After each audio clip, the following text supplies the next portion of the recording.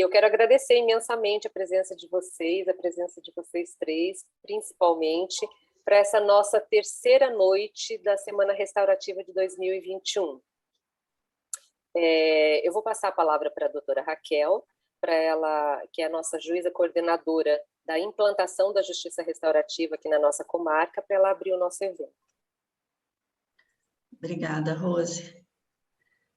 Eu queria agradecer demais às advogadas, doutora Diva e doutora Carla, e também o professor doutor, pós-doutor Antônio Donizete, pela presença na noite de hoje. Eu gostaria de dizer aos três que é uma honra para nós esse compartilhamento de conhecimentos de vocês, e recebê-los para nós vai ser de grande produtividade. Nós ainda somos um grupo pequeno, dá para ver, né? A gente ainda não tem muita gente, mas estamos a caminho, estamos tentando sempre chamar mais pessoas para se engajarem nessa luta. Então, muito obrigada por terem aceito o convite, muito obrigada por estarem aqui numa noite que é tão especial para nós. Eu passo a palavra de volta para a Rose para as apresentações. Obrigada, doutora. Nas palavras da doutora Carla, eu achei que era muito pertinente. A história negra brasileira foi omitida e, com isso, o racismo prevalece entre nós até hoje. Então, hoje nós teremos a oportunidade de ouvir e aprender como podemos fazer um enfrentamento às práticas racistas dentro do nosso ideal restaurativo. Isso é muito importante para nós. Então, eu vou fazer uma leitura dos currículos de uma forma bem rápida para a gente poder aproveitar mais de vocês. O professor Antônio Donizete Fernandes, ele é professor adjunto do curso de Pedagogia da UEMP, pós-doutor em História Social pela Universidade Federal do GRS, perdão, professor, eu não sei a sigla. Professor no programa... Oi? URGS, muito obrigada. Professor no programa de pós-graduação Lato Sensu em Ciências da Religião, líder do grupo de pesquisa CNPq, Consciência Histórica, Pensamento Afrodiaspórico e Educação, mestre de capoeira, batuqueiro, coordenador do Núcleo de Estudos Afro-Brasileiros e Indígenas da UEMP, Beatriz Nascimento, teve experiência como sociólogo na área da vigilância sanitária em saúde do trabalhador, foi coordenador do programa de iniciação à docência, desenvolve atualmente pesquisas no campo da sociologia, da educação, antropologia, história da África e relações raciais.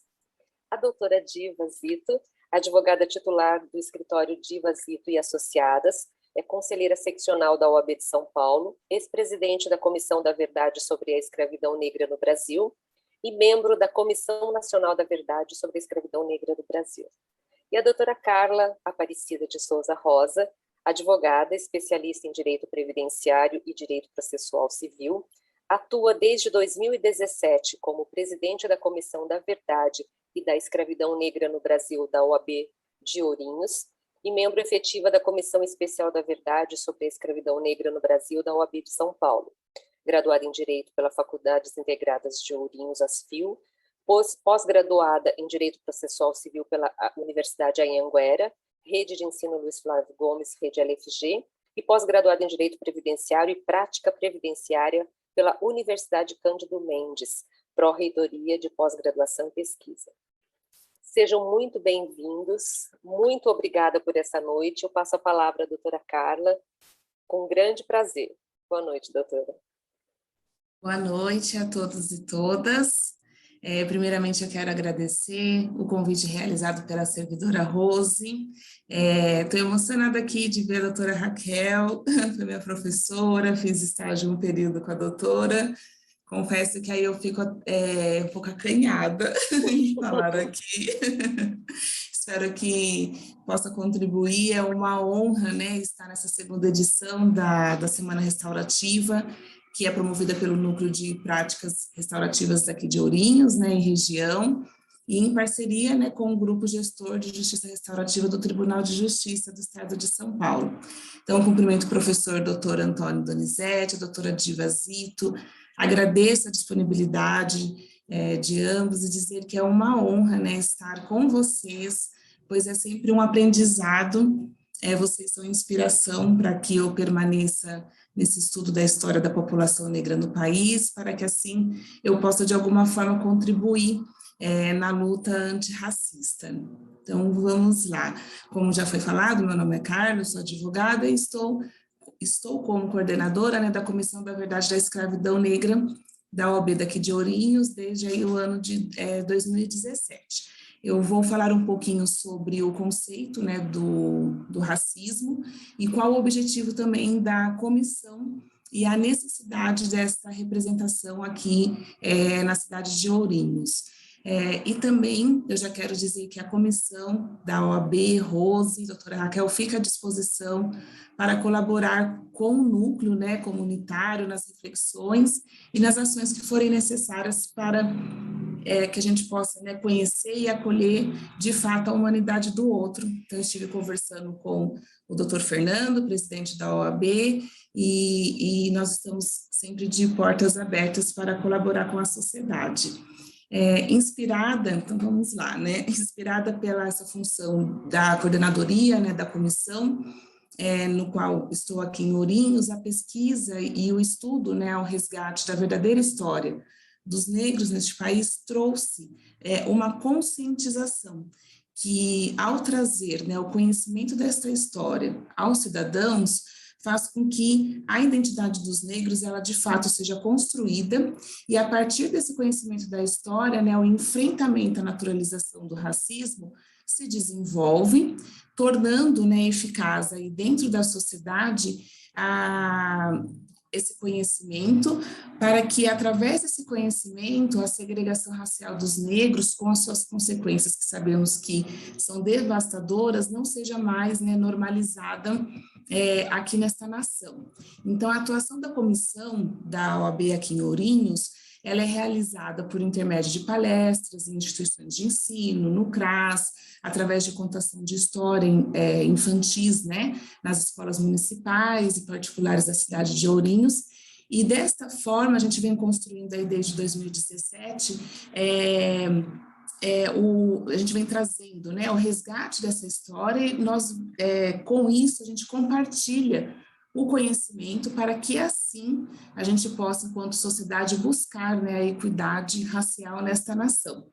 Então, portanto, nós acreditamos que a atuação da comissão da OAB aqui em Ourinhos é necessária para que a ampliação, né, do conhecimento e do resgate histórico da dignidade da cidadania dos negros na sociedade do país, de fato, né, aconteça.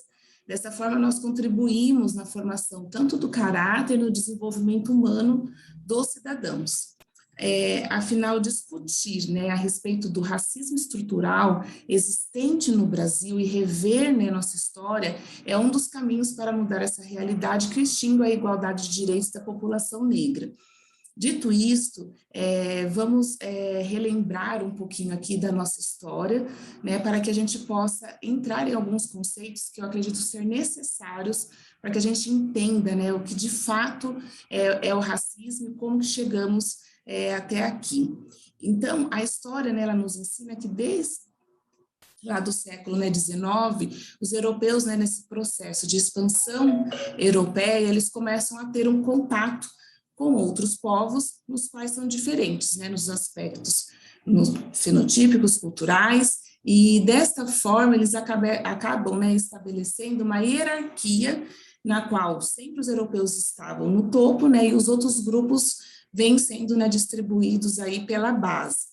Então, nós temos que entender que os negros, né, eles foram exilados, tirados de sua pátria africana, foram escravizados por séculos em diversas sociedades, né, pelo mundo, e no Brasil nós não podemos esquecer que a escravidão, ela durou até o final do século XIX, né, e a pessoa negra, ela traz do passado, né, a negação da tradição africana, a condição de escravo, o estigma de ser um objeto de uso comum, um instrumento de trabalho, e tem que lidar, né, no presente com a constante discriminação racial, e mesmo sob essas tais circunstâncias, ainda a população negra tem a tarefa ainda de construir um futuro promissor, né? Então, o resquício da escravidão nos deixou isso, essa herança.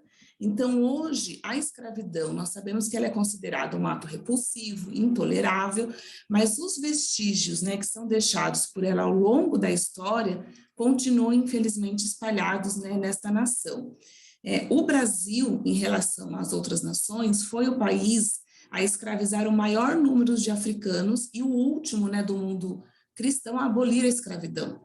Então, apesar desses dados, né, entre 1900 e 1950, o Brasil ele cultivou, né, com sucesso a imagem de ser a primeira democracia racial. Acredito que todos já tenham ouvido isso, né? Que o que significa essa democracia racial? Eles quiseram incutir, né, esse mito de que a convivência aqui no Brasil entre brancos e negras é harmoniosa, é igualitária, e todos nós sabemos que essa não é, né, a realidade aqui nesta nação. Então, esse conceito, né, se tornou um discurso oficial, e, na verdade, hoje nós consideramos esse discurso um mito, né, e este mito, hoje, ele deve ser sempre questionado, pois ainda ele encobre de uma forma perversa a discriminação negativa e o preconceito contra essa população, no qual torna, né, muito difícil o combate efetivo das injustiças para com os indivíduos e os grupos étnicos raciais que são diversos do branco europeu. Então, a sociedade contemporânea, ela não pode, como diz o professor Silvio Almeida, ser compreendida, né, sem os conceitos de raça e sem os conceitos de racismo. Diante disso, nós temos que entender que as sociedades, né, elas surgem sempre por intermédio da nossa história e da história das raças, através dessa história da raça, ela constitui a história da política, da economia dentro de uma sociedade. Então, nós podemos concluir que dessa formação histórica, né, que a raça ela opera, a partir daí, a gente traça, né, dois registros que são básicos para entender o porquê nós questionamos a questão da raça, né?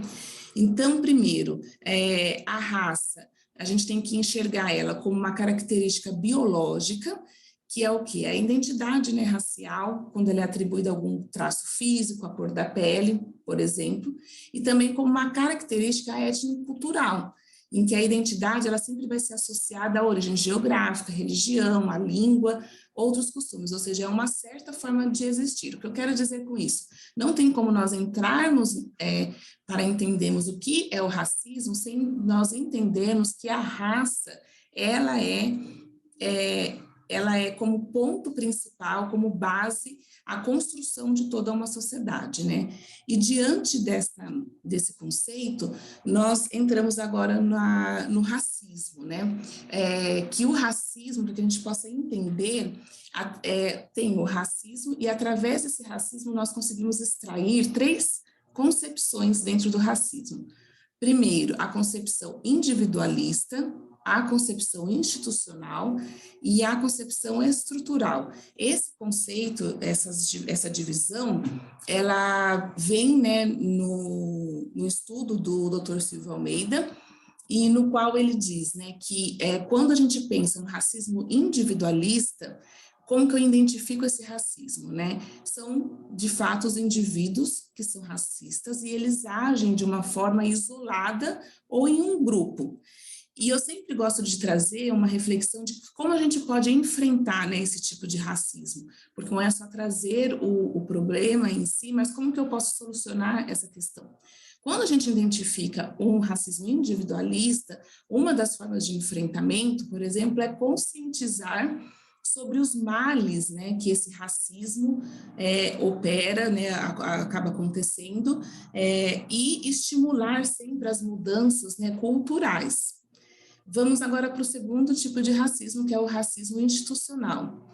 Esse racismo, ele é tratado como sempre um resultado, né, do próprio funcionamento, né, das instituições, que eles passam a atuar de uma dinâmica, né, que confere, ainda que de forma indireta, tanto desvantagens quanto privilégios com base, né, na raça. Então, quando se dá isso, esse racismo institucional? Quando na cultura, por exemplo, os padrões estéticos e as práticas de poder de um determinado grupo, eles se tornam o horizonte, né, civilizatório da sociedade. Um exemplo disso, né, quando a gente começa a olhar para a nossa sociedade, o domínio, né, de homens brancos em instituições públicas, seja no legislativo, no judiciário, no Ministério Público, em reitorias de universidades, instituições privadas, na diretoria de empresas, enfim. Quando a gente olha para esses locais, a gente começa a identificar que tipo de raça está ali, né? A quem é dado esses espaços. Então, este é o racismo institucional.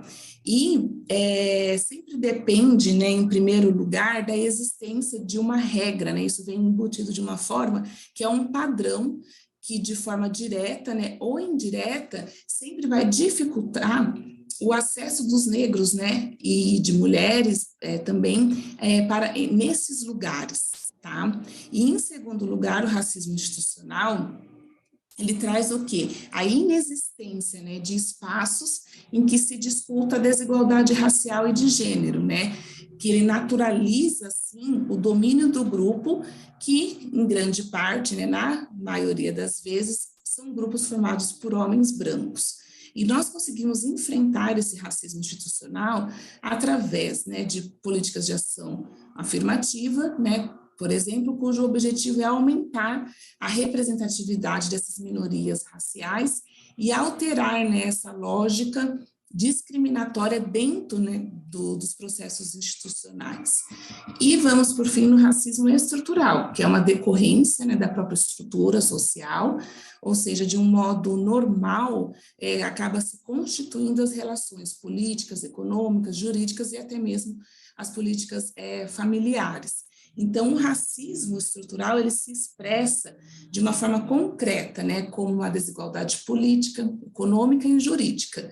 E também a forma de enfrentamento para que coíba, né, a gente possa coibir esse tipo de racismo, tanto o individual e o institucional, sempre é através de reflexões, né, sobre mudanças profundas nas relações sociais, políticas e econômicas, e a adoção de práticas, né, antirracistas. Diante dessas concepções, inicia-se um processo de percepção de como o racismo, de fato, ele opera na sociedade, né, trazendo inúmeros prejuízos, e dentre eles a segregação racial, especificamente, né, dos negros. E no Brasil, basta, né, nós observarmos na sociedade aonde os negros estão, quais os lugares, né, que são encontrados os negros, que nós sabemos que são diferentes dos lugares que são encontrados os brancos.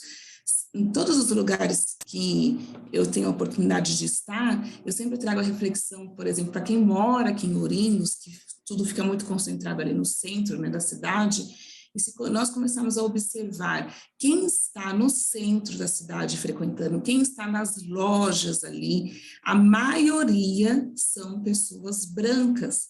Nós não enxergamos negros em Ourinhos. A gente só vai conseguir enxergar a população negra em Ourinhos quando a gente for para bairros mais distantes. Então, essa percepção que a gente tem que começar a trazer, né, sobre os nossos olhos e a questionar por que os negros não estão nem no centro da cidade, quem dirá em outros espaços, né, de estruturas elitizadas, não é?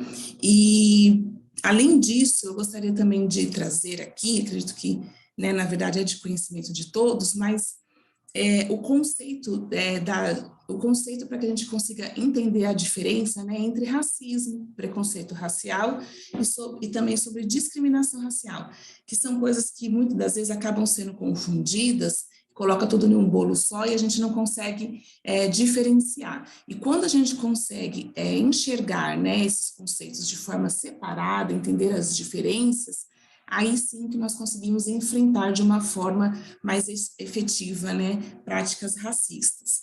Então, o que é o racismo, né? O racismo, ele é uma forma, né, como a gente começou havia ali desde a história, né, de uma forma sistemática que vem na nossa história, de discriminação, e tem sempre a raça ali como fundamento. E ela se manifesta por meio de práticas tanto conscientes ou inconscientes, né, que culminam sempre em desvantagens ou privilégios para certos indivíduos, a depender sempre, né, do grupo racial e qual grupo que esses indivíduos pertencem. Já o preconceito, né, racial, ele é um juízo aí, né, baseado em estereótipos, né, acerca de indivíduos que pertencem a um determinado grupo, né, racializado, e que pode ou não resultar em alguma prática discriminatória. Então, por exemplo, quando nós enxergamos negros e quando a gente vê uma pessoa negra, já nos remete o negro, ele é violento, ele é inconfiável. Isso é uma forma de preconceito racial. Quando a gente olha um judeu, a gente já traz aquele conceito, judeu é avarento, ou quando a gente olha, né, os orientais, eles são super inteligentes, são naturalmente inteligentes. Então, a gente acaba, através da raça, trazendo conceitos, e através desses conceitos, isso pode culminar nesses preconceitos raciais. E a discriminação racial, ela é sempre uma atribuição de um tratamento diferenciado a membros de grupos, né, que são racialmente identificados. Então, eu trato de uma forma o branco e de outra forma eu trato o negro. E temos também que entender que o racismo, né, na nossa sociedade brasileira, ele vai se articular através dessa segregação racial, como eu já citei. É quando a gente olha para a divisão espacial das raças, né, na cidade, e a gente começa a identificar que a população negra, ela fica, a maioria, né, sempre em locais, em bairros distantes ou em periferias, e a população, no caso, os brancos ficam em outro canto da cidade, né? Há uma segregação racial contínua na nossa nação. E o racismo, ele é, portanto, então, um processo, né, em que, em condições sempre de subalternidade e de privilégio, que vai se distribuindo entre os grupos raciais e acaba sempre se reproduzindo no âmbito da política, da economia e das nossas relações também cotidianas. E, diante disso, nós temos que pensar, né, enquanto sociedade, como que a gente consegue, né, combater essas práticas racistas para que, de fato, a igualdade, a equidade, né, de direitos e a inclusão social dos negros sejam, né, realidade da nação brasileira. Temos, claro, que compreender que o comportamento hostil, né, que é dirigido a pessoas que pertencem a outra raça, etnia, sim, ele deve ser combatido com a aplicação de leis. Mas quando isso, né, se configura, né, um crime racial. Mas também há necessidade dessa amplificação, né, que eu aceitei esse convite por conta disso, né, dessa proposta de como que nós podemos não só enxergar a aplicação da lei, né, frias ali, mas ao invés de só aplicar a lei, como que a gente pode amplificar essa reflexão, essa discussão, né, em diversos grupos que compõem a sociedade sobre como que o racismo opera. Porque eu penso da seguinte forma, quando o núcleo restaurativo ele é chamado para ir na escola ou para ir em centros, né, que atendem, né, a população, é importante ter esse olhar, né, de que como o racismo, ele forma o caráter do desenvolvimento humano, né, o caráter dos cidadãos, o quanto que o racismo, ele pode ter cometido outras coisas, né, culminar em outras questões, mas é observar como que o racismo fez com que essa pessoa tivesse essa atitude, que muitas das vezes fica lá, né, gravado na infância, no desenvolvimento da adolescência. Na maioria das vezes as pessoas elas sofrem um racismo, preconceito racial, discriminação racial, e elas nem sabem que elas estão sofrendo, né, com isso, estão sendo vítimas desses crimes, tanto pela falta de conhecimento, mas muito mais do que isso, pela naturalização do racismo, né, no Brasil. Então, que quando que vocês possam estar, né, conversando com esses cidadãos, que possa ser observado isso, né? Até que ponto o racismo contribuiu para que essa prática ocorresse. E a formação, né, do caráter, do desenvolvimento humano, né, dos cidadãos, ele só vai acontecer quando a gente ampliar, né, esse conhecimento histórico da cultura negra e, consequentemente, né, o respeito, a empatia vai surgir e tendo como resultado, né, uma sociedade mais justa, tolerante, né, e pacificadora. Construir, né, pontes que aproximem, né, as realidades de brancos e negros no Brasil é um desafio social e econômico, mas é necessário, né, para que o enfrentamento a práticas racistas aconteça, para que assim a busca, né, da equidade racial seja possível na sociedade brasileira. Nesse sentido, né, a atuação da comissão vem desenvolvendo, né, projetos como eu já passei para vocês, tem contribuído ao enfrentamento de práticas racistas, e nós aplicamos esse projeto sempre para alcançar, né, o objetivo específico, que é resgatar a verdadeira história do negro, né, neste país, para que o pertencimento, né, enquanto raça seja realidade, e assim a identidade ela seja, né, reconstruída, e bem como buscar, né, o enfrentamento a práticas racistas. É assim que a comissão ela atua. Espero que eu tenha sido compreendida, não sei se eu consegui passar, mas eu sempre gosto de também refletir em uma frase. Eu não consegui achar o autor dessa frase, mas a reflexão eu gosto muito de sempre trazer essa frase para que a gente consiga refletir, né? Que em um mundo, né, em que a raça ela define a vida e a morte, não a tomar como elemento de análise, né, das grandes questões contemporâneas, demonstra a falta de compromisso com a ciência e com a resolução das grandes mazelas do mundo.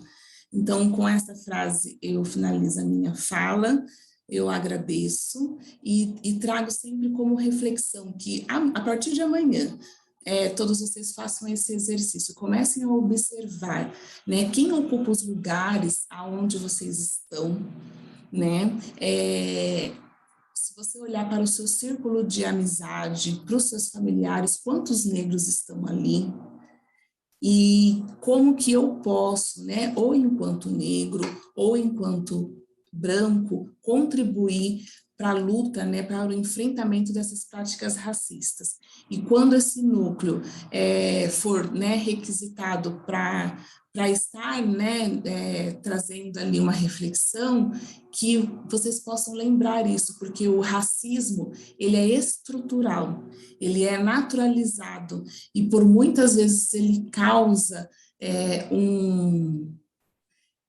uma desconstrução, né, da nossa, na verdade, uma destruição, né, da nossa identidade enquanto pessoas negras, e isso muitas das vezes acaba refletindo em ações que muitas das vezes a gente nem consegue perceber que vem dali, né, então que a gente possa refletir o porquê que eu ainda estou e convivo de forma natural em uma sociedade que continua segregando a população negra, e o que eu posso fazer para que isso não mais aconteça.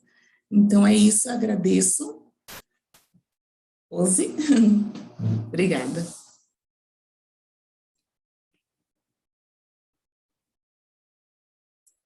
Consegui. Muito obrigada, doutora. A senhora não foi só clara nas suas falas, como entendeu perfeitamente como a nossa parceria pode funcionar. É exatamente isso, é aprender a olhar para a pessoa com um olhar ampliado, além do fato, além do acontecimento, além da própria história. Muito obrigada, gratidão. Agora a gente vai ter o prazer de ouvir a doutora Diva. Por favor, doutora. Boa noite a todos.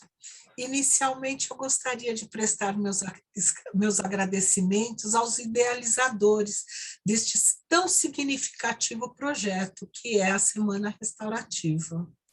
E também cumprimento os demais participantes das pessoas de professora Roselena e doutora Carla Aparecida de Souza Rosa, a presidente da Comissão da Verdade sobre a Escravidão Negra no Brasil, da subseção de Ourinhos. A motivação dessa nossa reunião é a oportunidade para discutirmos o assunto que hoje mobiliza demais a nossa sociedade, seja positivamente como também negativamente. O racismo que permeia todos os nossos atos e o nosso comportamento em sociedade. Eu digo positivamente porque discutimos amplamente a sua existência, buscamos soluções através de políticas públicas, de ações afirmativas, a iniciativa privada busca também implantar a diversidade de gênero e de raça em seus quadros, e, por fim, muitos reconhecem que o racismo é o crime perfeito, pois todos sabem que ele existe, mas ninguém se reconhece enquanto racista. Ou também porque muitos conseguem transformar o negro em réu quando nós denunciamos as atrocidades praticadas por força da discriminação racial. Também eu digo negativamente porque faz parte do racismo estrutural soltar opiniões, observações e piadas, sem perceber a conotação discriminatória. E alguns ainda insistem em dizer que o racismo não existe, dada o malfadado mito da democracia racial, que foi implantado em nossos comportamentos e em nossas ações durante muito tempo, somente sendo afastado a partir da Constituição de 1988, aonde em seu bojo traz o reconhecimento do racismo e da discriminação social no nosso país. O agressor, ele não se dá conta de que, com suas palavras, ele fere a nossa existência. E faz parte da cultura do racismo debochar do negro, sem considerar os efeitos da ironia em nossa dignidade e em nossa autoestima. E assim, atualmente, a população negra continua enfrentando os violentos ataques em suas políticas públicas, que são encaradas como privilégios e não como medidas reparatórias do enriquecimento ilícito daqueles que desfrutaram do trabalho não remunerado dos escravizados. O fato é que, mesmo depois de anos do fim do período escravocrata, nós, pessoas negras, ainda sofremos o preconceito e o racismo. O racismo estrutural, ele se sustenta na falta do conhecimento histórico, no apagamento da contribuição dos escravizados para o crescimento econômico, social, na área da saúde, na arquitetura e na cultura, enfim, em todos os diversos setores de nossa sociedade, existe a contribuição daqueles que foram trazidos de forma forçosamente e aqui foram obrigados a trabalhar à base da chibata e da desconsideração da sua pessoa. Nós enfrentamos momentos difíceis, nós enfrentamos a ditaduras, nós enfrentamos crises políticas e econômicas, mas a democracia que for conquistada nos inspira a prosseguir construindo uma sociedade pautada por direito respeitoso da diversidade que é expressa em toda a nossa sociedade. E até hoje nós visualizamos na sociedade indivíduos discriminados e marginalizados pela cor de suas peles. e não os reconhecemos que eles têm o dever e o direito de obter medidas protetivas para a inclusão. E isso faz com que o negro constantemente seja marginalizado, seja violado em seus direitos. Nós, indivíduos negros, somos a parcela da sociedade que mais morre vítima da violência policial, temos a dificuldade no acesso de tratamentos de saúde, somos, em grande número, vítimas de problemas psicológicos, pois vivemos sob o manto do apagamento, da opressão e da invisibilidade. Uma criança negra não se vê representada, não conhece sua origem de forma digna na construção desse nosso país. A história apresentada não mostra que a ancestralidade construiu esse país de forma honrosa, com suas mãos e conhecimentos, conferindo privilégios àqueles que lhe escravizaram. Prudente também é destacar a condição da mulher negra, que, além de ter que superar o patriarcado, deve ainda enfrentar os obstáculos da escravidão e seus reflexos que ainda imperam nos dias de hoje. São mulheres que alguns não conseguem vê-las como médicas, advogadas, engenheiras, economistas. Acham que essa nossa presença em determinados ambientes destoa. Porém, nos recebem muito bem como membro até de sua família, se for em suas cozinhas. A mulher negra, na larga maioria, é vista unicamente na condição de subalterna ou exposta pela sexualidade. É necessário relatar também que, além de ter o psicológico exaurido para garantir a sobrevivência de seus filhos, pois a construção ideológica de que o indivíduo negro é desordeiro, vadio e dado à prática de ilícitos, coloca a nossa juventude negra na mira da arma de um policial. A falta de representatividade negra de mulheres gera graves sequelas na estrutura de nossa sociedade.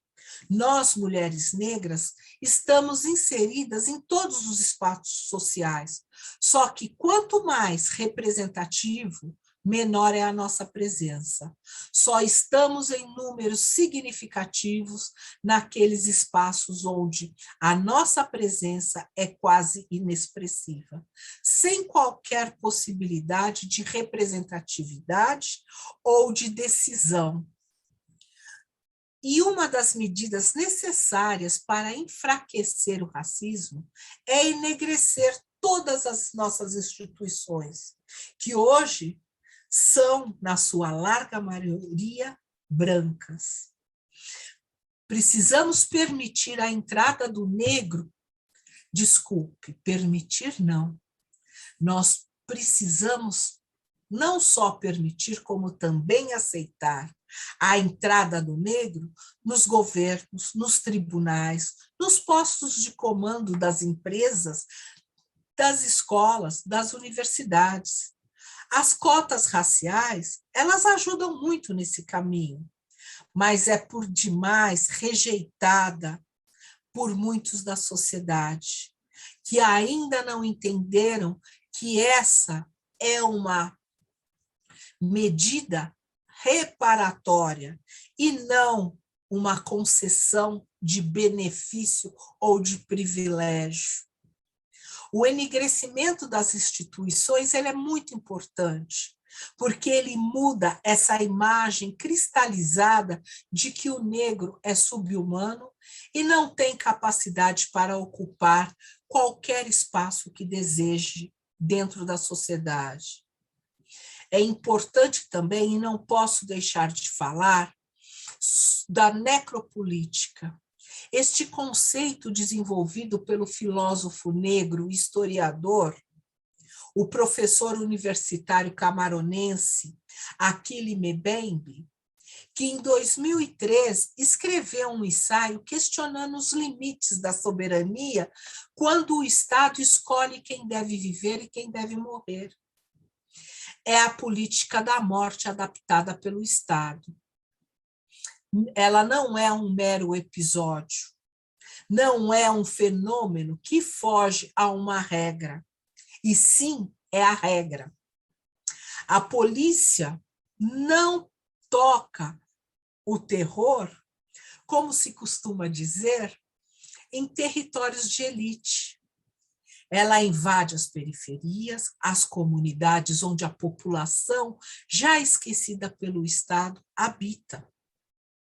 E ela trata de forma diferenciada esta população quando ela busca a sua proteção. Ao invés de dar um tratamento acolhedor e preocupado, age com desdém e dúvida, fazendo distinção pela cor da pele em muitas das vezes.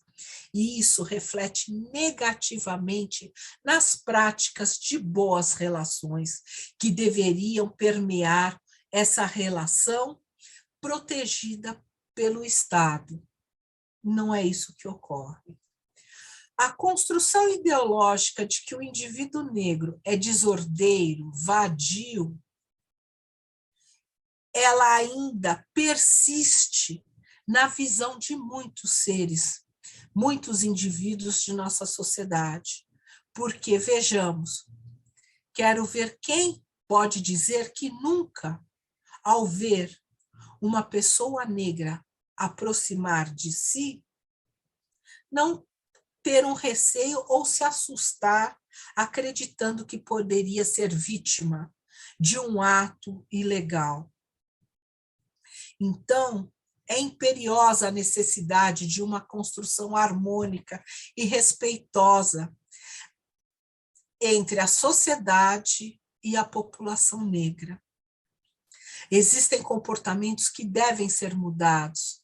A compreensão de que a falta de oportunidades ao indivíduo negro pode criar nele um comportamento de antagonismo. E para aquele que aparenta ser o seu opressor, obviamente será apontado como o causador dessa desigualdade pelas ações por eles praticadas. A maioria da nossa sociedade é pobre, é violentada e é humilhada o tempo todo. Portanto, se assim continuarmos, obviamente essa sociedade não poderá ser saudável. A sociedade racista ela é sistematicamente autoritária. É um lugar péssimo para qualquer pessoa viver. E assim considerando essa capilaridade do racismo estrutural institucionalmente estabelecido nas relações sociais, é certo que é necessário a prática da justiça restaurativa no reconhecimento da verdade e na reparação para o povo negro. O que sempre se faz necessário é recordar ser essa sociedade composta por herdeiros dos escravizados que contribuíram de forma imensurável para a construção dos privilégios dos seus escravizadores e que até hoje os herdeiros destes garantem esses privilégios, diferentemente dos herdeiros daqueles que foram escravizados, daqueles que aqui vieram de forma forçosa.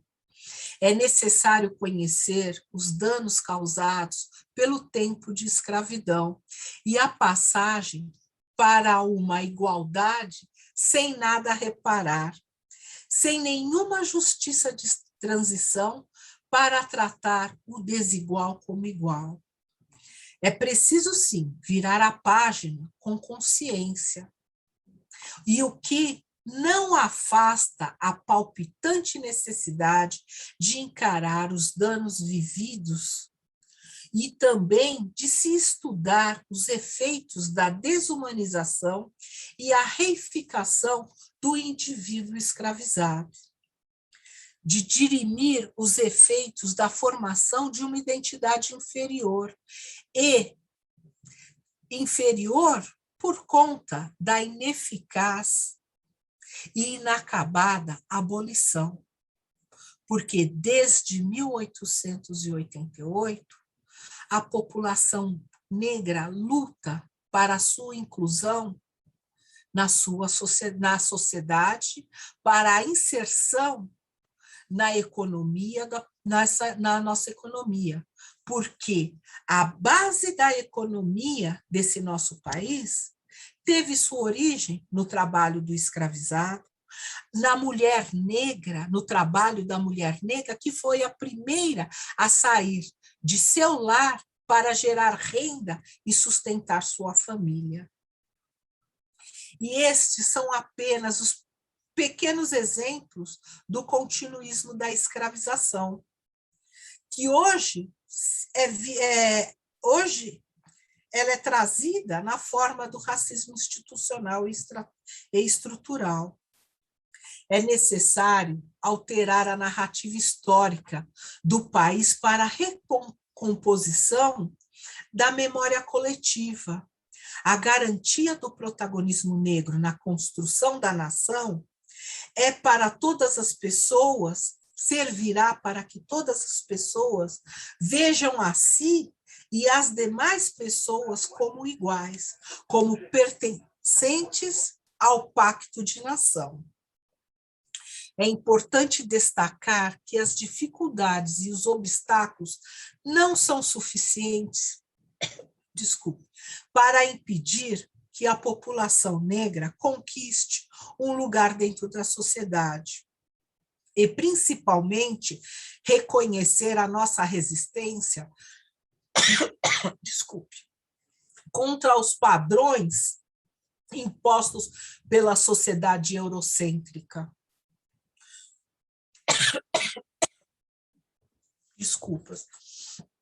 Essa sociedade eurocêntrica que enxerga com a naturalidade nós negros servindo outras pessoas, por força da nossa vulnerabilidade econômica, mas isso também não nos impede de batalharmos para ocupar o lugar que queremos, de estarmos presentes nos lugares de representatividade e de decisão. Porque, enquanto lá não estivermos, o racismo será sempre o vencedor.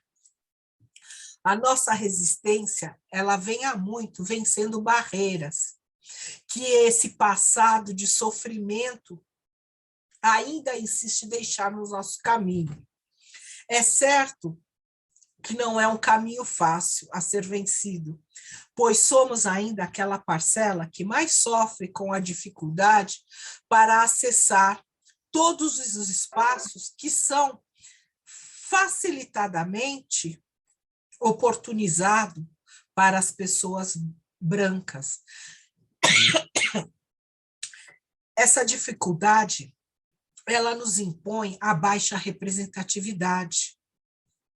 E isso não permite que uma sociedade cresça saudável, pois, enquanto a diversidade e a inserção não fizer parte de nossa realidade, nós teremos e enfrentaremos todas as dificuldades.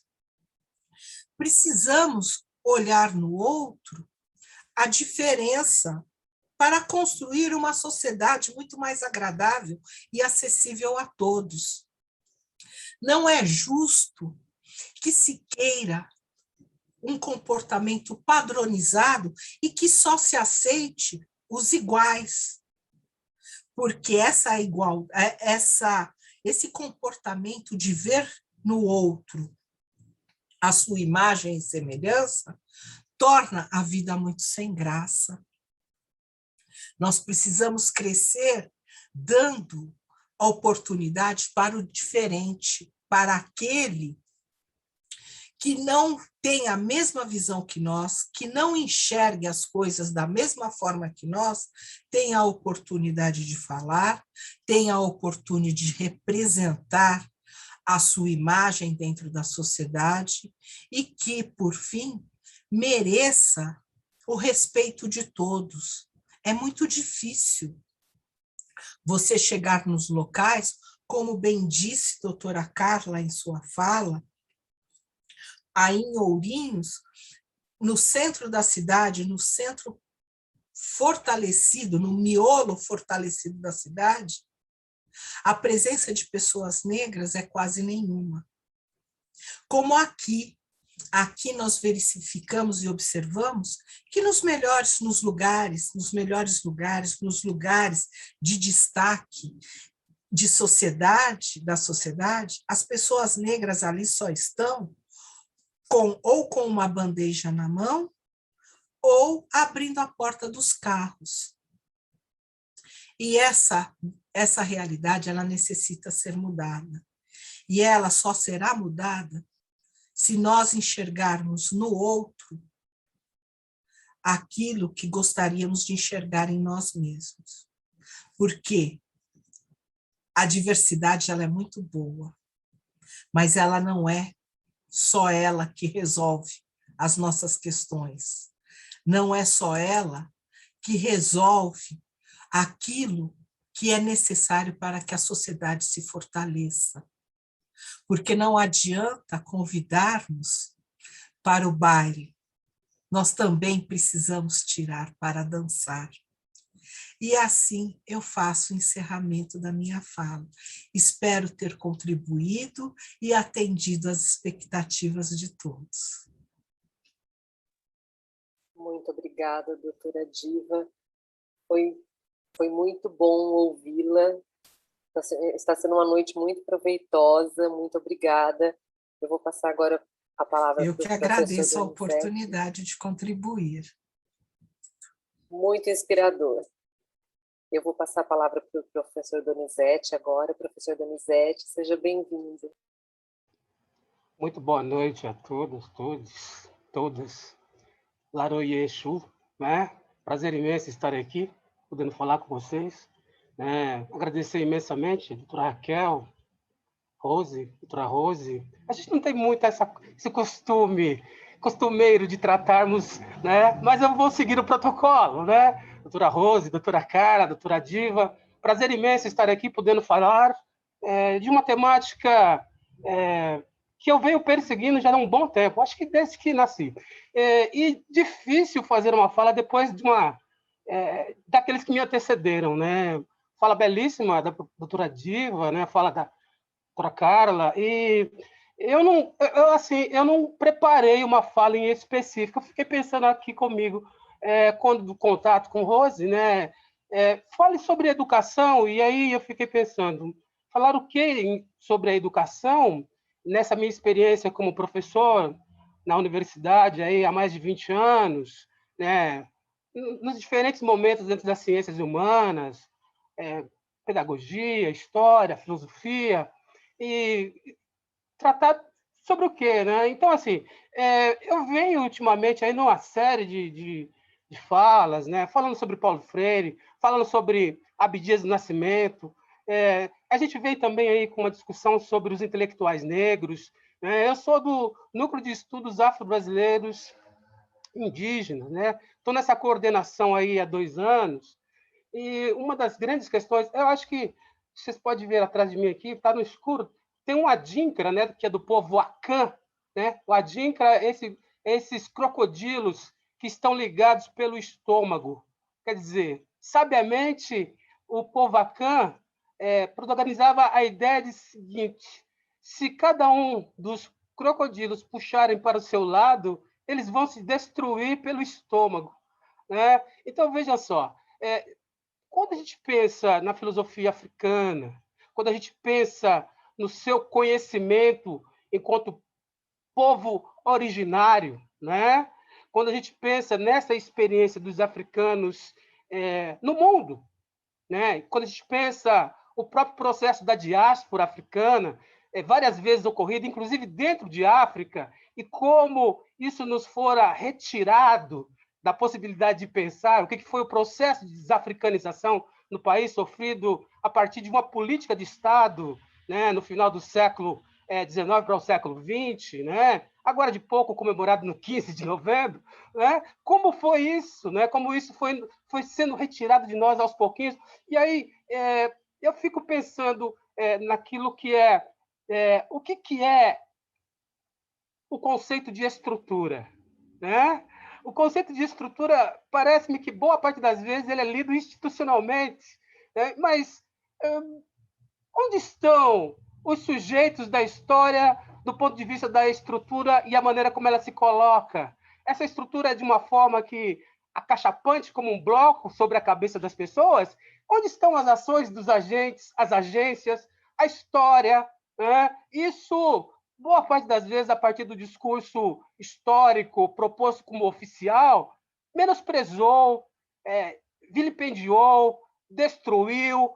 Falar o que sobre educação num ponto de vista com os meus pares, do ponto de vista da academia, a maneira como o cânone, né, traz como sentido aquilo que provém do mundo mediterrâneo, né, no seu fazer, nos seus gostos, realimentado por um processo que se chamou a colonização do Brasil e a verdadeira ideia de um Brasil melhor, né, na sua condição de branqueamento. Branqueamento, inclusive, não só do ponto de vista da miscigenação, mas também da forma de pensar, da forma de se colocar diante da realidade, na forma de fazer as leituras dos lugares, aquilo que a Carla colocou muito bem, sabiamente, né? Você sabe com quem está falando?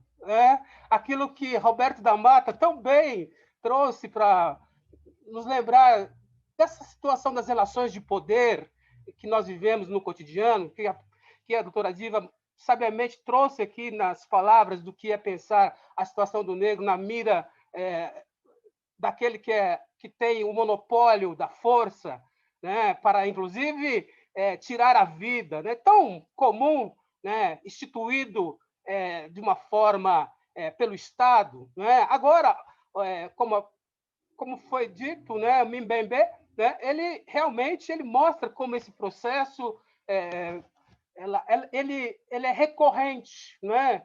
Ele é recorrente na história da humanidade, mas ele passa a ser observado justamente a partir do momento que o que foi o processo de destruição dos próprios povos europeus. Aí, né, a história tomou outro sentido. O que foi o nazismo e o fascismo? Então, mas lembrar-se dos processos que viveu a população escravizada e a maneira como ela foi escravizada e como essa ideia da estrutura, né, apaga, inclusive, esses processos e a revolta, as rebeliões, as lutas sociais. O que ensinar do ponto de vista das relações étnico-raciais? E com os meus pares, eu digo isso dentro da academia, como pensar esse processo? O movimento negro ele é educador, né? Como diz a Nilma Lina Gomes. Né? Ele é educador por quê? Porque ele traz pautas, ele propõe questionamentos à ordem social, que boa parte das vezes, inclusive a academia, não reconhece nesse movimento os seus pares, que são os intelectuais, que para eles são ativistas. Ativistas ou militantes têm qualidade diminuta do ponto de vista do status, de pensar a ideia de ciência. Essa ideia de uma ciência de uma neutralidade, né? Essa ideia de uma positividade, de um positivismo, né? De que a realidade só existe a partir das leis. Gente, espera aí, né? Não é bem assim. Então, o que ensinar? O que ensinar, o que tratar? Então, assim, eu vou falar aqui um pouco do que é essa experiência nossa do NEAB, do que foi o relatório da situação vivida pelos estudantes negros e negras, cotistas, né? Porque a nossa universidade é recente, né? Nós temos essa reserva de vagas para estudantes negros e negras, a partir de 2017, que foi uma luta intensa, né? Principalmente uma luta dos estudantes na universidade. Né? Os estudantes fizeram esse enfrentamento e, de uma maneira que acabou fazendo que aqueles que são os administradores tivessem que mover as pedras. Né? E aí, em algum momento, isso teve que acontecer dentro dessa estrutura. Né? Então, essa figura, essa condição da agência dos estudantes negros, brancos, né? E com um entendimento de que é preciso pensar essa condição de homem, de garoto, de garota, enquanto brancos. O que é lidar com essa branquitude de uma perspectiva crítica? Foi, então, em 2016, 2017, que esses jovens, né, ocuparam a universidade. Eu me lembro, assim, nessa experiência deles, eu me vi ali. Né? Eu acho que uma das coisas maravilhosas que é ser professor é essa capacidade de diálogo com a juventude, né? E você poder trocar e você ver coisas que fala, nossa, né? Eu chego na universidade em 87, no período assim, que a gente está vivendo ali o momento, né, das lutas sociais, dos movimentos em favor da Constituição, né, cidadã, e muito daquilo me levou a ocupar, inclusive, a universidade, a sala de aula, tudo isso que eles fizeram, inclusive movendo as peças que estavam nesse tabuleiro. Né? Então, 2017 é o momento que a gente consegue instituir a proposta de cotas na UEMP. De lá para cá, nós tivemos aí uma quantidade razoável de estudantes na universidade, mas 2019, o ano da pandemia, ela trouxe situações destrutivas de todas as formas, de todos os sentidos, inclusive da proposta do que a reserva de vagas para negros e negras e o que é a possibilidade dele dar sequência no curso dele.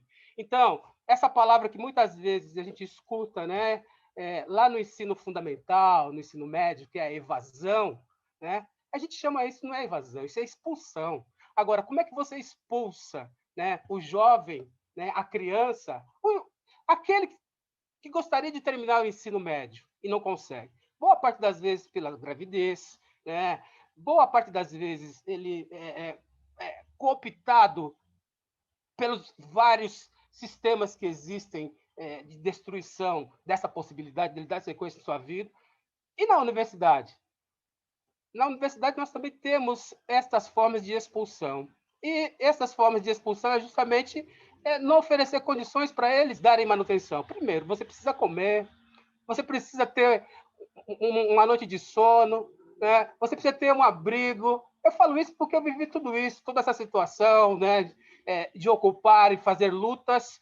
E o que, para usar um outro conceito importante, o que é o sofrimento social, se não o que as instituições fazem com as pessoas e o que as pessoas fazem com elas e com as outras pessoas?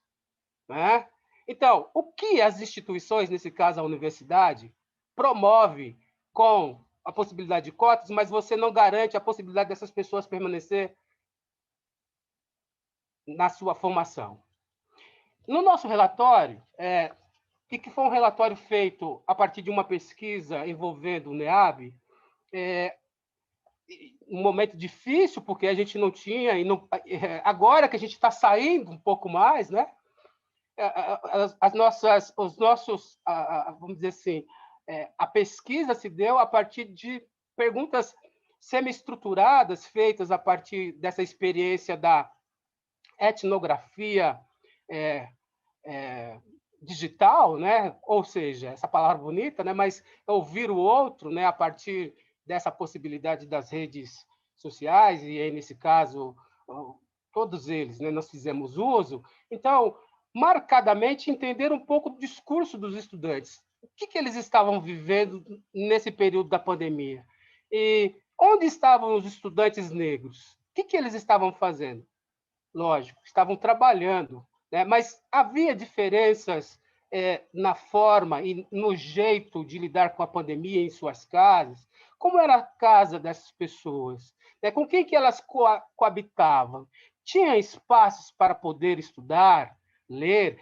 Há diferenças entre cursos considerados de maior procura, como direito, agronomia, a própria odontologia? Esses estudantes negros, como eles se viam diante dessa realidade? E os estudantes dos chamados setores mais populares, né? Como pedagogia, história, como eles estavam vivendo essa situação? Então, o nosso relatório aponta para uma série de coisas, né? E dentre essa série de coisas, uma delas é que as diferenças elas estão colocadas ainda entre os diferentes, né? Então, entre o próprio grupo negro, o que a gente percebeu é que entre os próprios negros a situação da diferença ela expressava a própria opção do curso, né? A tonalidade de pele das pessoas, dos negros, também tinha diferença. E quando a gente pensa na questão do negro no Brasil, e que sabiamente o movimento negro aponta para pensar o que é ser negro? Negro é justamente esse grupo formado por pretos e pardos, né? Agora, sabemos que pretos que possuem coloração ou mais melanina sofrem muito mais, têm os seus direitos, as suas condições mais precárias no Brasil. E foi muito interessante porque na pesquisa isso foi aparecendo assim, né? A gente percebia. Eu faço parte também da comissão de heteroverificação, né? Essa comissão é uma comissão que analisa os candidatos no vestibular. E uma das coisas que nós temos, e passou, né, assim, hoje, boa parte das universidades vem adotando, né, até porque as fraudes são gigantescas, né? Pelotas, se não me engano, a Universidade Federal de Pelotas foi uma, e a própria Federal de Curitiba foi uma das primeiras universidades a trazer esse fato, né, do que é a fraude no vestibular. Então, assim, fazendo parte dessa comissão, o que eu observei? Que muitos negros chegam e eles trazem um desejo enorme, porque pela primeira vez na história do Brasil, o negro passou a ter um entendimento, não no sentido de expressão daquilo que é e que opera sistematicamente, como falou a doutora Diva, a inferiorização, né? A inferiorização do negro é constante. E para que serve a inferiorização? Ela serve necessariamente para colocar as coisas nos lugares, desde que o Brasil é Brasil, né? Desde que raça ainda não fosse ou não tivesse essa escrita, ela ainda não se apresentasse ainda como um léxico, né? Raça ela é lida pela pureza do sangue, ela é lida pela pureza do sangue dos ciganos, ela é lida pela pureza do sangue dos judeus. E essa tradição chega ao Brasil a partir dos portugueses, espanhóis. E no período da escravidão, isso é constantemente lembrado. Só para trazer um grande pensador, né? Psiquiatra, né? Médico psiquiatra, Frantz Fanon, no Pele Negras, Máscaras Brancas, ele vai dizer uma coisa que a gente pouco entende. Mas os negros só se tornaram negros no Novo Mundo. Quer dizer que eles não sabiam que eram negros? Não, porque negros foi a palavra utilizada para inferiorizar, né, estes povos. E esses povos inferiorizados, povos africanos, passaram a chamar-se negros. Muito embora negros no próprio Brasil, e o tratamento aos indígenas eram os negros da terra, né? Algo que eles já tinham aprendido do primeiro momento da chegada naquela região do Senegâmbia, na África. Então, quer dizer, isso vem com os portugueses. Isso nos é ensinado, né? Essa ideia de uma conversão, né? de você destruir o outro naquilo que ele traz como cultura, na sua capacidade religiosa de interpretar o mundo, isso precisou ser destruído. Isso foi feito não só com esses povos vindos de África, os povos, eu vou chamá-los de originários para nos lembrar da experiência indígena, né? Isso foi destruído. Agora, o que contar do ponto de vista da educação sobre esses processos? O que contar do ponto de vista da experiência de cotas dentro da universidade? O que contar da experiência daqueles que entram por cotas e que, boa parte das vezes, os currículos, eles provêm ainda do Mediterrâneo? O que contar para os colegas que, no meu falar, não me veem como alguém da academia, né? Ou alguém que traz consigo o ativismo? Com muito prazer, salve, né? Salve todos aqueles que me antecederam, né, nesse processo. Por quê? Porque a luta é imensa, desde que Brasil é Brasil. Agora, eu fico muito grato por estar nessa roda de conversa e poder compartilhar disso com vocês, operadores do direito, né? Porque no início de nossa conversa, um pouquinho antes, né, eu falei, mas eu não entendi muito bem, mas estou vendo que a gente tem coisas em comum para trocarmos, pensar nesse processo do que é lidar com essa situação de uma justiça reparatória, é isso, né?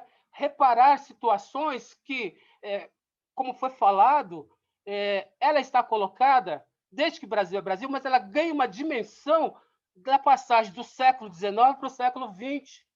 Todo o ideário de branqueamento do Brasil, todo o processo que fora pensado desde 1850, quando da proibição do tráfico de escravos, muito embora o escravismo ocorrendo constantemente no Brasil, né? E do tráfico saindo do Nordeste, chegando nas cidades do Rio de Janeiro, né? Para pensarmos no processo do que foi a própria produção cafeeira, né?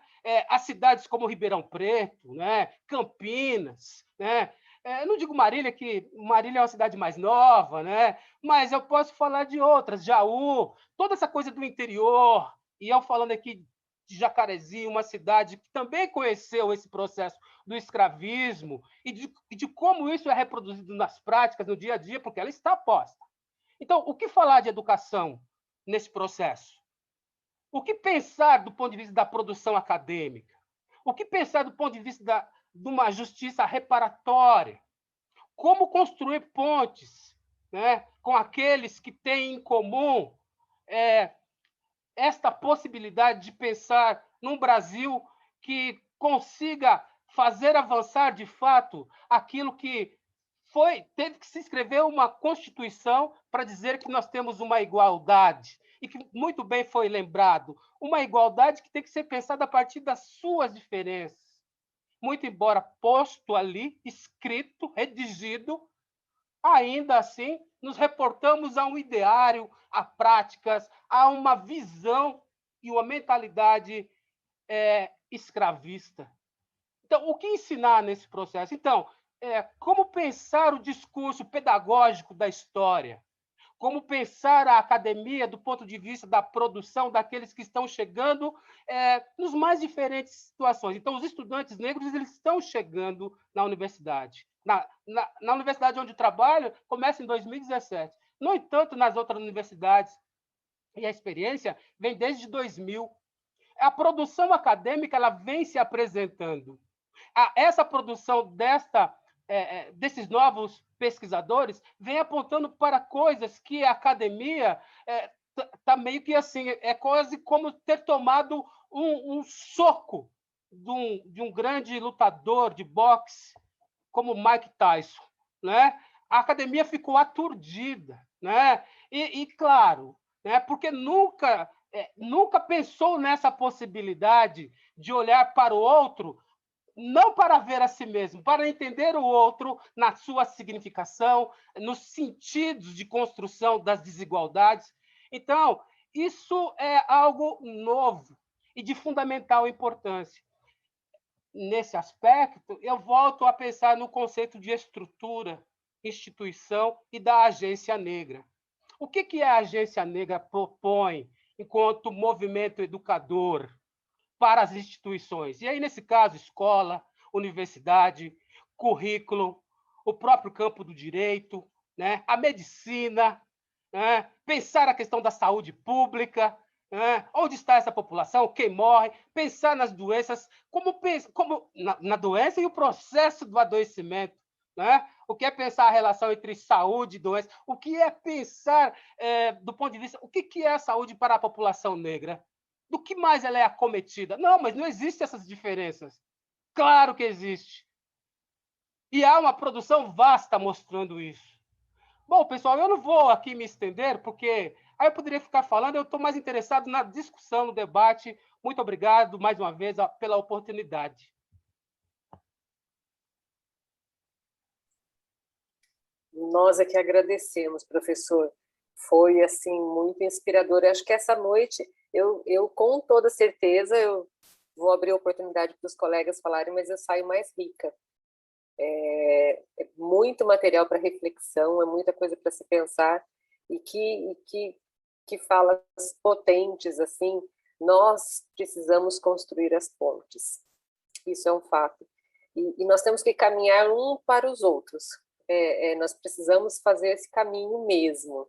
Eu vou aqui abrir a oportunidade para quem quiser falar alguma coisa, alguém quiser fazer pergunta. Vamos aproveitar um pouco? Vamos lá?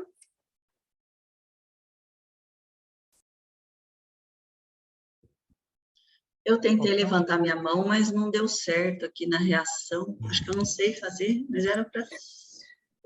apareceu. Eu também procuro uma mãozinha, mas eu não acho, viu? Vou falar a verdade. Em reações, Rose. Ontem eu não achei, hoje parece que apareceu. Participantes. Na carinha com maisinho aqui. Isso. A gente vai aprendendo. Posso começar? Professor Donizete, muito obrigada. Nossa, doutora Diva e doutora Carla, muito obrigada. Eu queria só abrir um parêntese, só para dizer, nossa, a Carla sempre foi uma graça, mas agora ela virou uma aluna, ela sempre foi muito esforçada, mas hoje eu fiquei super orgulhosa da fala dela. Parabéns. Falei agora como professora, não resisti, que não sou mais, mas parabéns, Carla. Muito legal o que você falou.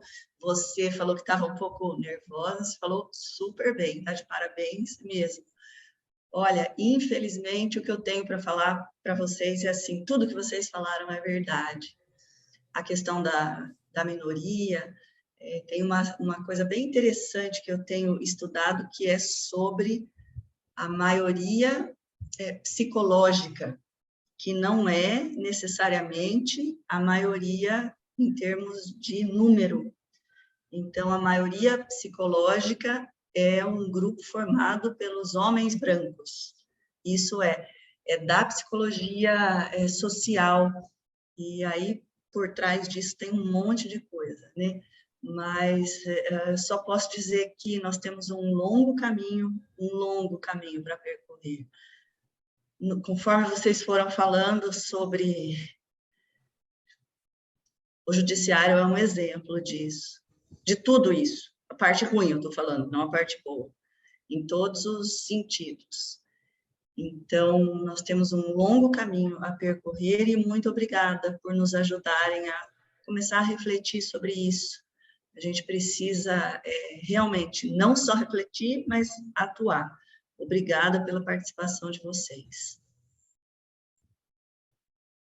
Eu volto a palavra, Rose. Bom, posso falar? Posso me apresentar? Seja bem-vindo, Wagner, por favor. Então, uma boa noite a todos. Agradeço aí a oportunidade de participar desse encontro. Realmente é um conteúdo bastante valoroso, né? Não tenho dúvida que eu vou sair daqui com novas experiências e abrir novas frentes para combater esse mal que atinge aí a maioria da população brasileira. Então, como advogado, já mencionaram a questão do judiciário. Realmente é uma questão lamentável, né? existe uma legislação que foi formulada pela maioria, a professora comentou, a maioria social. Foi, professora Raquel? Isso, maioria psicológica, porque que é quem tem o poder. Não. Existe uma legislação que foi formulada por essa maioria psicológica, existem julgadores que, por intermédio dessa legislação, vão dar o resultado que a sociedade espera, e é uma sociedade também que faz parte dessa maioria, né, psicológica. Então, no campo de vista como advogado, é uma batalha praticamente perdida, mas não podemos desistir. Então, temos que iniciar uma nova ação, demonstrar, trazer testemunho, fazer com que as pessoas criam. Eu acho que o fundamental é criar aquele sentido da empatia. Porque o racismo só vai começar a minguar quando houver empatia. Quando a pessoa conseguir entender que, pela cor da pele, ele é maltratado, independente da posição social. Não tem divergência entre um negro rico e um negro pobre. Sempre haverá a discriminação. É latente.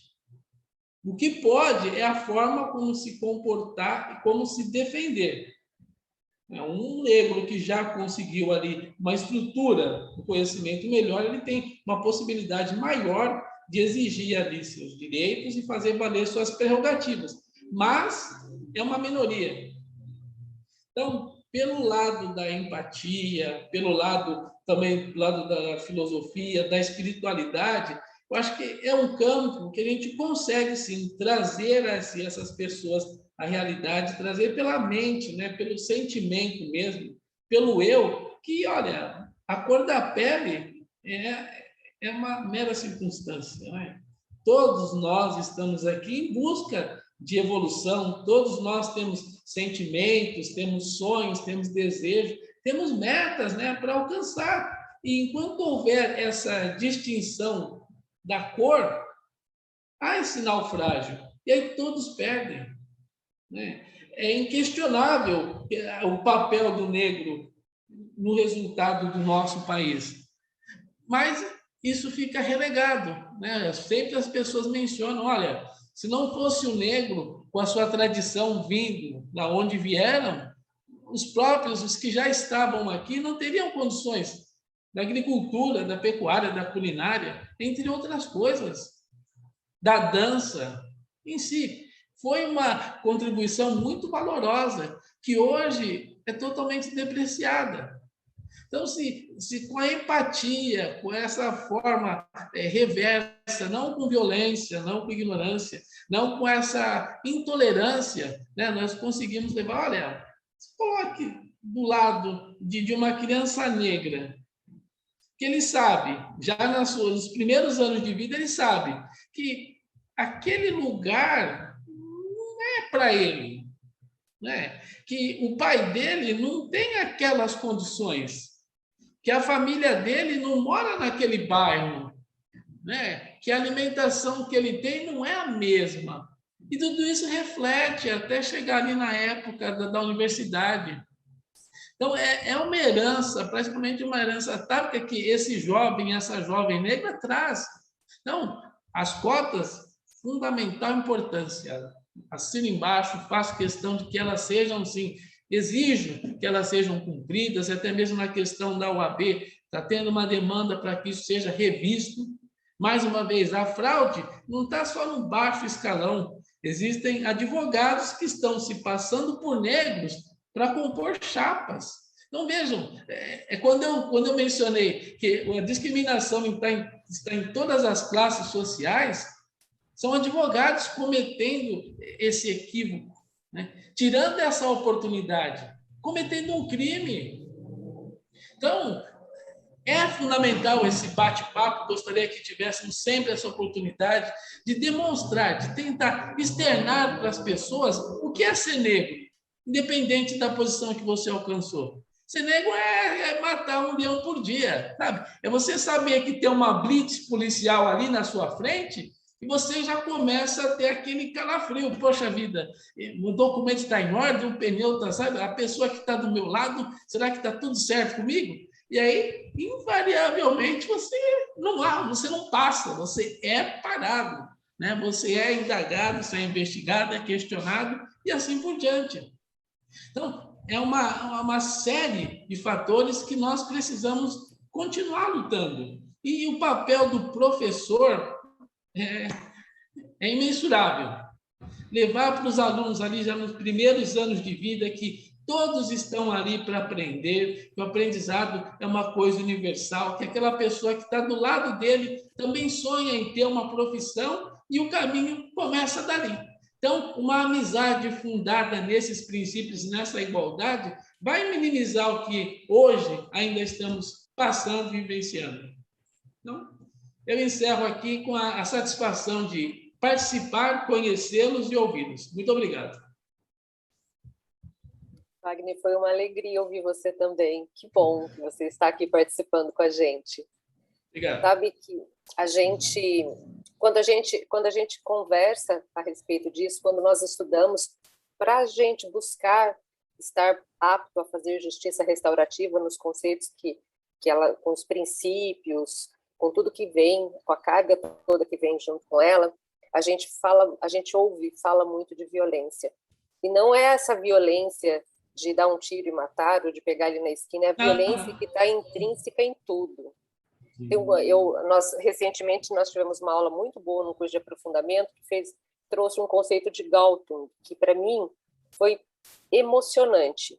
É uma coisa que trouxe para mim, eu vou compartilhar com vocês, porque eu acho que tem muito a dizer. Violência é a causa da diferença entre o potencial e o realizável, entre o que poderia ter sido e é. Na verdade, nós estamos cometendo violência a todo instante. E reconhecer essa violência que está em nós e que nós praticamos no nosso dia a dia, em todos os lugares onde nós estamos, é um grande propósito. Então, quando a gente busca a compreensão, busca ouvir vocês, ouve o professor Donizete falando de como ele, lá em 1987, começou um movimento que hoje ele vê reverberando.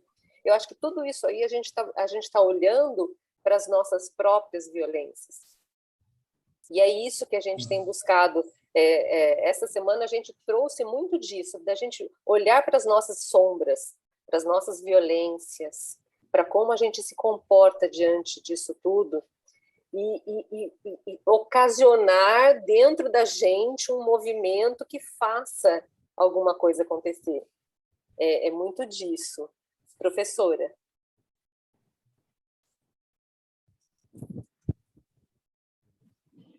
Professora Diva levantou a mãozinha? Levantei, sim. Eu queria trazer para vocês uma situação que eu acho importante trazer para essa discussão, para que a gente enxergue o que nós precisamos fazer, o que depende de nós. Então, é muito importante a gente saber que o aceitar o outro do jeito que ele é muito importante. Essa construção começa com as nossas atitudes, com o nosso inconsciente. Eu, atualmente,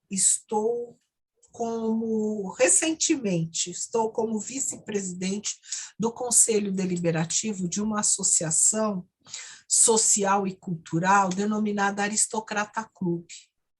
O Aristocrata Clube ele tem 60 anos de existência. É um clube de pessoas negras, fundados por negros, que, na época, lá atrás, o que motivou a fundação, a criação desse clube? Sendo que meu pai foi um dos sócios fundadores desse clube. Por quê? Eles jogavam bola, tinham um time de futebol, jogavam bola e eram convidados, porque era um time bom, forte, eram convidados a participar de torneios nos clubes de elite da cidade de São Paulo, como o Clube Paulistano, o Clube Pinheiros, Tietê na época, e eram recebidos para jogar bola. E chegavam naqueles clubes com as suas piscinas fantásticas, suas áreas de lazer maravilhosas, e achavam natural poder frequentar aquele espaço, sendo que eram convidados para ali estar. E, diferentemente disso, eles não podiam ocupar esses espaços, não podiam levar suas famílias, seus filhos, suas famílias naquele espaço, porque, evidentemente, eram pessoas negras. E aí eles resolveram, então, já que esses espaços não nos aceitam, nós vamos criar o nosso espaço. E realmente criaram o Aristocrata Clube, que persiste e insiste em existir até os dias de hoje, porque atravessa uma série de dificuldades criadas pela própria movimentação da sociedade. Mas é um clube aonde de lá surgiram os primeiros representantes políticos da nossa cidade de São Paulo. Foi o deputado Adalberto Camargo, que foi deputado federal por 4 legislaturas, e a primeira mulher vereadora na cidade de São Paulo e a presidir a Câmara Municipal. Era uma professora de primeira formação, de primeira graduação, e advogada, deputada Teodosina Ribeiro, que foi uma mulher que posteriormente se tornou uma deputada estadual, e sempre falando, trazendo para nós mulheres naquela época, nós jovens daquela época, jovens negros, trazendo para nós, mostrando para nós que era possível que a gente ocupasse aquele espaço, que o racismo não permitiria, não iria nos impedir de ocupar aquele espaço com toda a dificuldade, porque vejam bem, nos inícios dos anos 70, término talvez dos anos 70, uma mulher negra ocupando um espaço aonde era só ocupado, como o nosso Tribunal de Justiça, como muitos outros espaços, ocupado por uma mulher negra, e ali com poder de decisão e de mando, como qualquer um outro que ali estivesse. Então, isso é muito importante, representatividade é por demais importante. E como bem salientou o professor Donizete, essa mudança só vai acontecer através da educação. É a educação abrindo as portas para a inserção dos nossos jovens, das nossas crianças, que as nossas crianças se vejam naquele espaço com o direito de estar ali.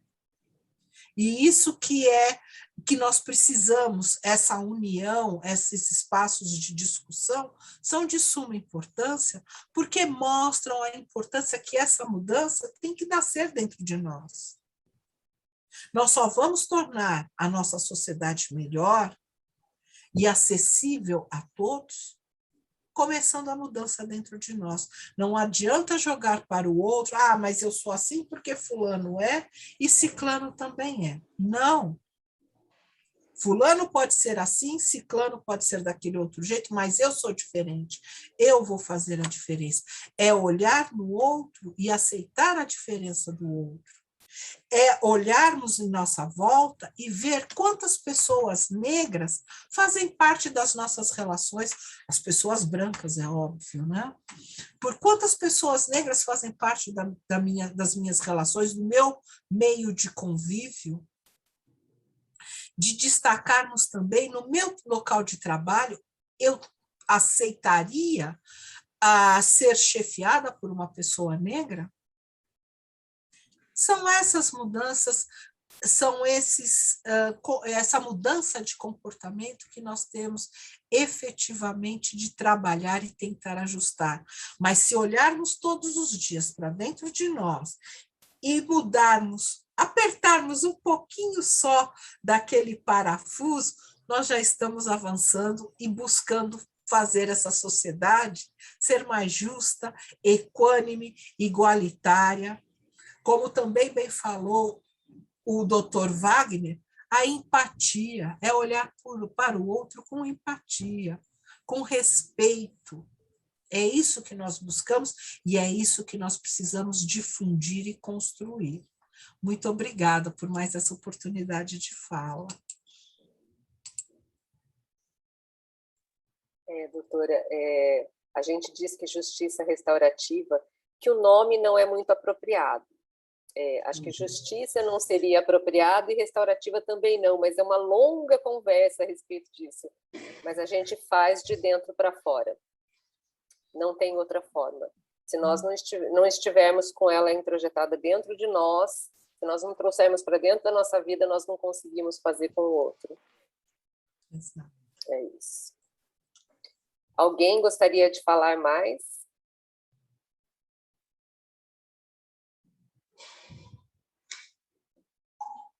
Ninguém se anima. Aí, Ju. Olá, boa noite. Eu gostaria de fazer uma pergunta para o professor Donizete, ou qualquer um outro professor. Tem que aumentar o volume, Ju. Tá, obrigada. Está ouvindo? Agora melhorou. Sim, se tem alguma universidade sobre uma fundação, alguma universidade sobre o negro, sobre a cultura negra, sobre as lutas sociais dos negros no Brasil? Abaixou de novo. Fazer a pergunta novamente? Não ouviu? Está ouvindo? Sim. Tá. Eu gostaria de saber, professor, se tem alguma fundação, alguma universidade que fala sobre o negro, sobre a cultura negra, sobre as lutas sociais no mundo, né, da cultura negra, desse racismo, no Brasil. Porque a gente sabe que tem matérias, né, toda fragmentada, contada, ideologia de um professor. Gostaria de saber se tem uma estrutura com todos esses conteúdos no Brasil, bem fundamentado, bem...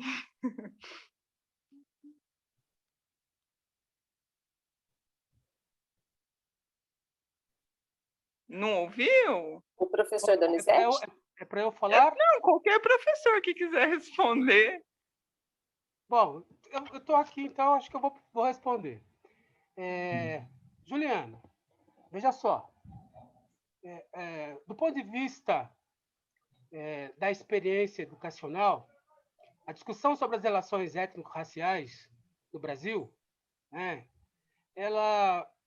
e aí pensar a própria experiência do que é a educação na vida da população negra, que só depois de 40, na verdade, muito recentemente, o brasileiro, negro, negra, conseguiu ter acesso à educação de fato, porque essa experiência de ter a educação na sua formação foi proibida. Experiência de ter universidade, escola para negros, é uma experiência estadunidense. No século XIX, tem um trabalho do Gooding, o que a deseducação do negro, Winston Gooding, a deseducação do negro, foi traduzida agora recentemente. É um texto de 1930, ele fala dessa experiência do que foram as instituições escolares e o que foi a escolarização do negro. E ele fala para nós, assim, mostrando o que for a experiência vamos dizer assim, daqueles que vinham da região do norte. Ele está falando do sul, está falando ali da Carolina, está falando do Kentucky, uma das regiões onde o racismo, até os dias de hoje, é muito presente, é muito forte nos Estados Unidos.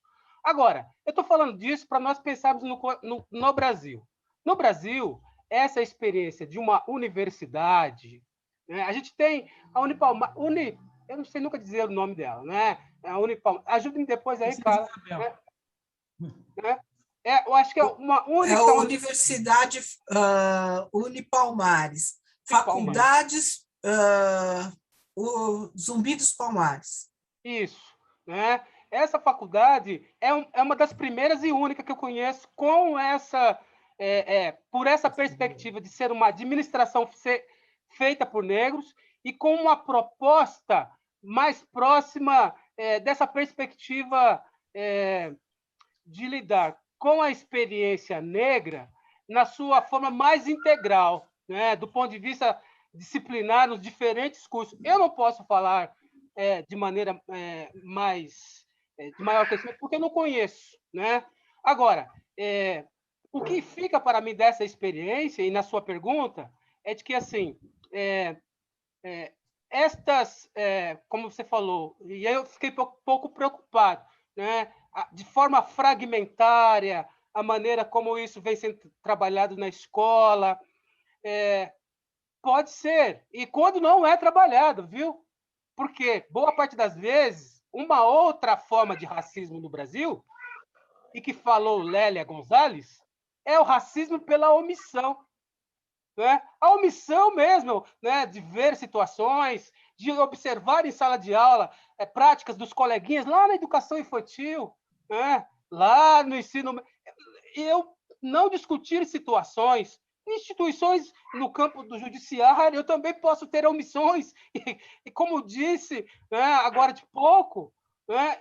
Agora, do ponto de vista da educação, lógico, e como ensina o Paulo Freire, não existe educação sem uma visão ideológica. Né? Ideológica não é um erro. Agora, eu estou pensando numa ideologia, numa perspectiva contra-ideológica ou para a manutenção da ordem de poder?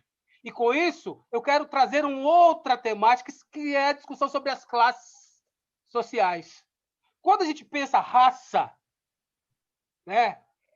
Quando a gente pensa nessa palavra, raça, não no sentido biológico, que foi feita nas leituras dos eugenistas, lá do século XIX, e dos cientistas, mas pensando raça numa perspectiva política, social, é entender que como eu identifico as pessoas, como é que eu leio as pessoas, em que posição as pessoas se encontram, e como isso é atravessado pela situação das classes sociais. Classes sociais no sentido de grandes grupos humanos.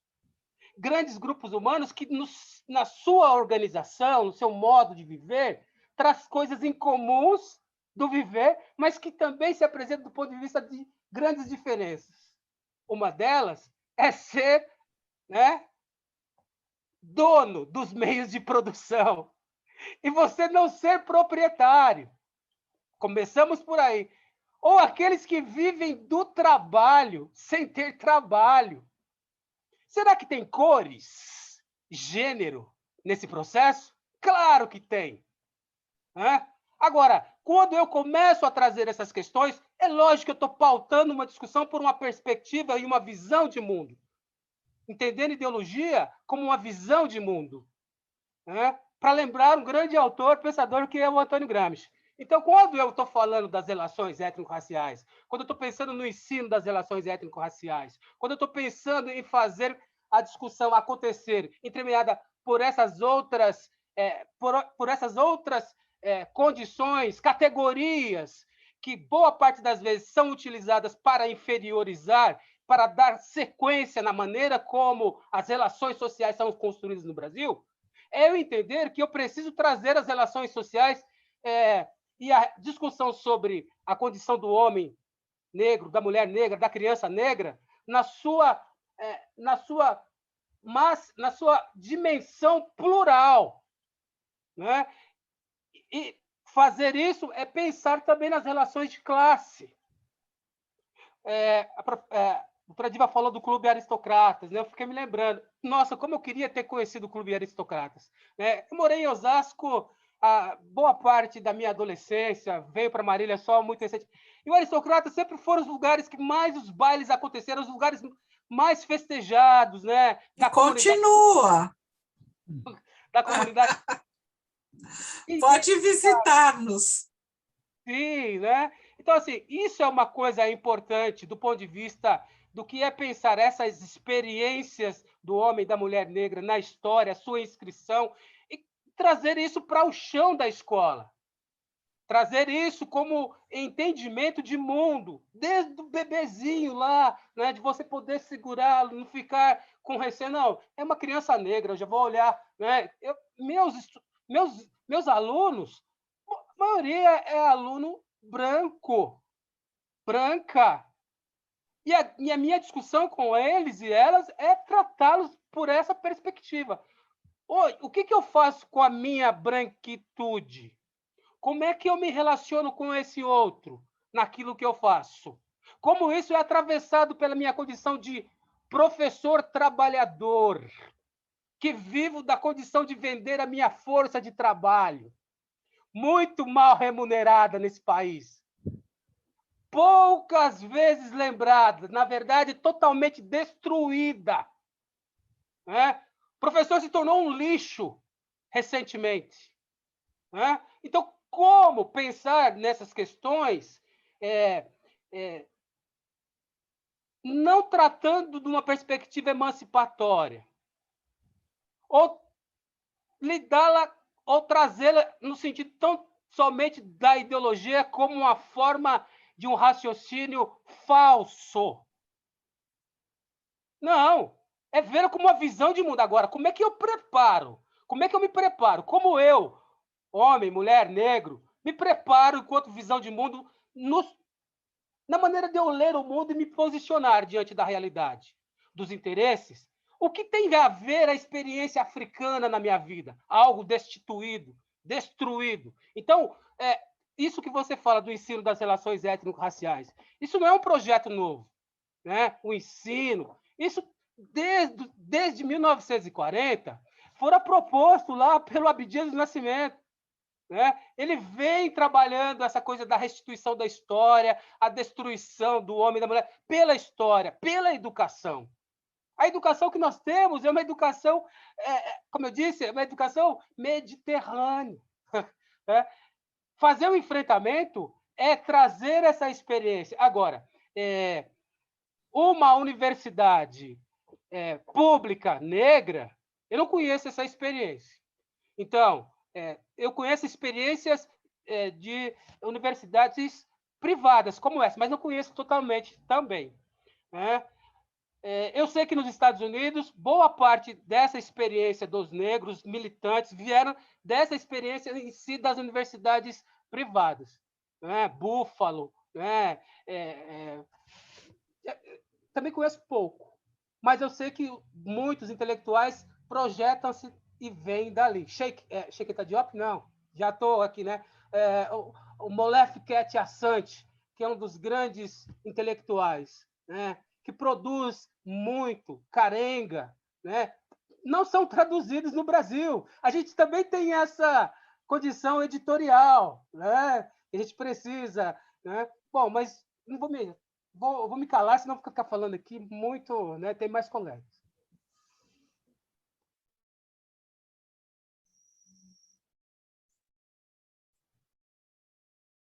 Muito obrigada, professor.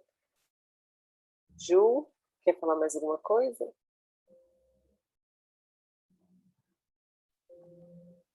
Não, eu fiz essa pergunta por questão da ferida mesmo, né?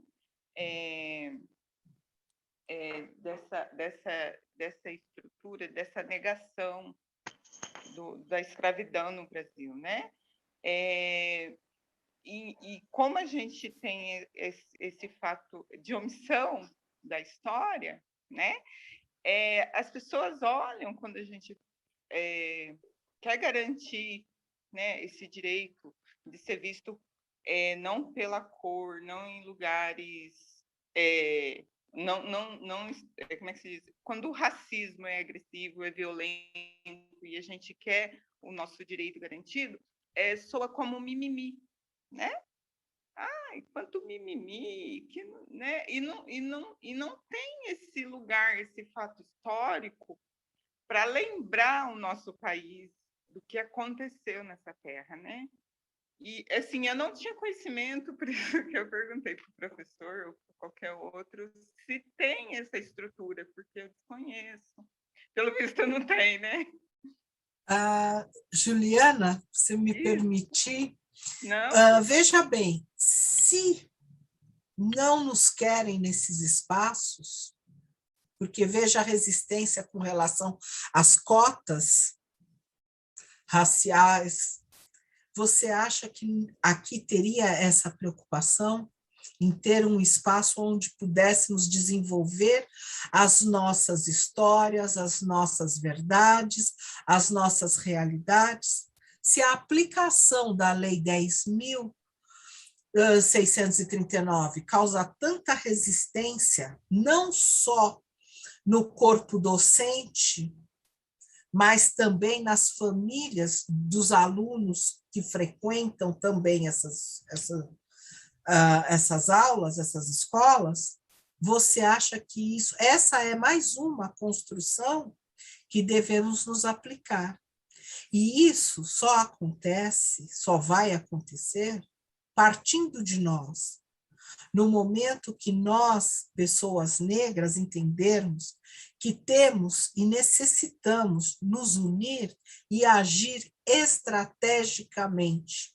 Enquanto não agirmos estrategicamente, nós estaremos sempre correndo o risco de termos as nossas ações, as nossas conquistas apagadas e talvez reduzida, como trouxe o Dr. Wagner Barcelo, que aconteceu recentemente com as cotas raciais dentro da nossa instituição. O golpe que nós sofremos numa conquista tão árdua para nós. É isso. Então, essa luta, eu acredito que fica mais para você, para as pessoas, para os jovens, para vocês jovens, porque nós, talvez, a gente não consiga ver essa evolução, essas criações, mas nós temos que estar atentos, porque fazem de tudo para apagar as nossas conquistas.